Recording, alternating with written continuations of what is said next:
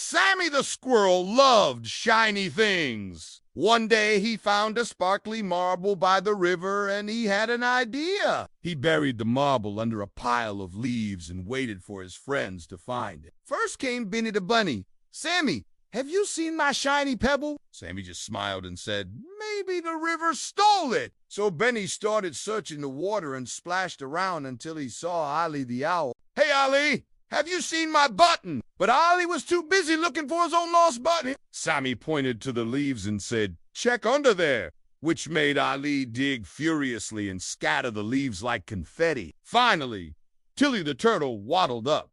"I can't find my shiny shell polish," she said. And that's when Sammy couldn't hold his laughter anymore. "I hit a marble to prank you all," he said. At first, his friends were a little mad, but then they all laughed. They decided to team up and hide Sammy's favorite acorn. And when he found it, they chased him through the forest and giggled all the way home. From that day on, Sammy learned that pranks are fun, but sharing laughs with friends is even better. And they all lived happily ever after in the cheerful forest.